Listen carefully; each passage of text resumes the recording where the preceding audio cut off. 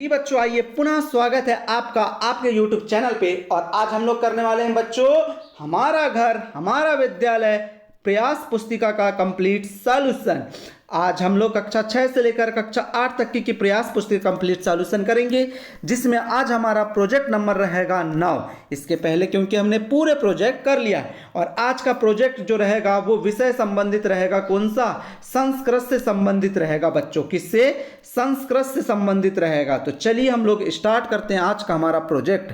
पहला प्रश्न क्या कह रहा है? सपरिवारस्य वरिष्ठा जनान पृष्ट्वा भारतीय मासानाम नामानि।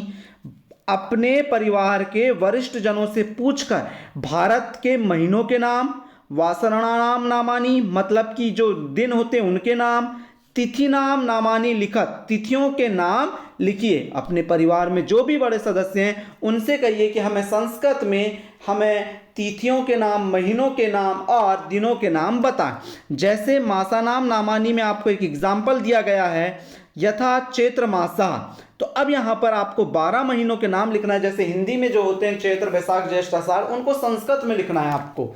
और हमने पढ़ा है जनवरी फरवरी मार्च अप्रैल मई, ये उन्हीं को यहाँ पर आपको लिखना है। तो आप देख सकते हैं ये थोड़ा गलत है, इस साइड वाले आपको नहीं लिखना है, ये बात याद रखिएगा आप लोग, ये वाले को थोड़ा भूल जाइएगा। पहला क्या है? चैत्र, वैशाख, फिर ज्येष्ठ, फिर आषाढ़, फिर श्रावण, फिर भाद्रपद, फिर आश्विन, फिर कार्तिकः, फिर मार्गशीर्षः, पौषः, माघः और फाल्गुन। इस प्रकार से आप इनको लिख लीजिएगा। ठीक है, आगे बढ़े।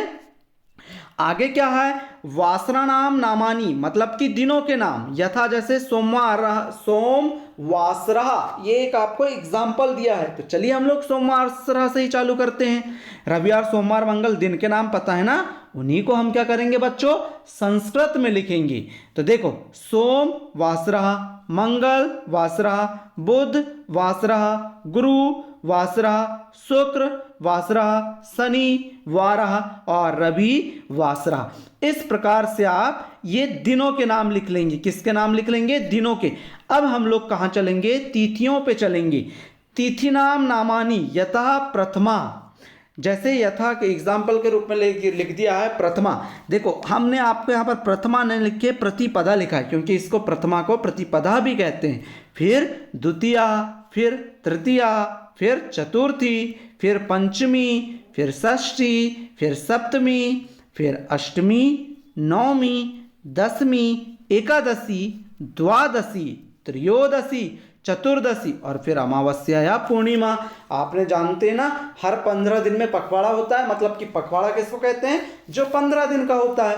तो यहाँ पर जैसे ही 15वीं तिथि आती है तो वो अमावस्या रहती है। अब अमावस्या के बाद अगर 15वीं तिथि आती है तो वो पूर्णिमा की रहती है। तो इस प्रकार से यहाँ पर देखो, यहाँ पर आपको नजर आ रहा होगा दोनों लिखा हुआ है। यहाँ पर ये दोनों लिखा हुआ है, अमावस्या और पूर्णिमा। ठीक है, आगे बढ़े, आगे चलते हैं हम लोग। आगे बहुत अच्छा प्रश्न है, आपको तो गिनती आती होगी। चलो देखते हैं यहाँ पर गिनती से संबंधित क्या प्रश्न है। चित्रम दृष्ट्वा गणनाम कृत्वा संख्या अंकेषु लिखत। चित्र देखकर आपको इनको गिनकर अंकों में लिखना है। क्यों? क्योंकि शब्दों में आपको लिखा हुआ है। तो देखो, एक आम है तो हमने 1 लिख दिया। फिर आगे गिने तो कितने आम नजर आ रहे हैं? 2, तो 2 लिख दिया। 3 आम तो 3, 4 आम तो 4 लिख दिया। उसी प्रकार जब आगे बढ़े तो ये 5 तो 5, ये 6 तो 6। देखो, पंच यहाँ पर लिखा है, यहाँ पर षष्ठ लिखा है, यहाँ पर 7 है तो सप्त में लिखेंगे। फिर यहाँ पर 8, 9 और 10। इस प्रकार से आपने इस पूरे प्रोजेक्ट को भी कर लिया। उम्मीद है आपको ये वाला प्रोजेक्ट भी पूर्णतः समझ आया होगा बच्चों। तो वीडियो कैसा लगा कमेंट करके अवश्य बताइए। और ऐसे ही वीडियो के लिए और वार्षिक परीक्षा और कोई भी परीक्षा हो, सबसे पहले आपको पूरा कंप्लीट सॉल्यूशन पेपर कैसा आता है सब कुछ बताया जाता है। मोस्ट इंपॉर्टेंट प्रश्न, चाहे वो आपका कुछ भी हो, 1 से लेकर कक्षा 12 तक, सब कुछ आपको बताया जाता है। इसके लिए प्लीज चैनल को सब्सक्राइब कीजिए, लाइक कीजिए, शेयर कीजिए। कुछ डाउट है तो कमेंट करके पूछिए। और डिस्क्रिप्शन में टेलीग्राम की लिंक है, टेलीग्राम चैनल को ज्वाइन कीजिए। मिलते हैं अगले वीडियो में, जब तक के लिए धन्यवाद।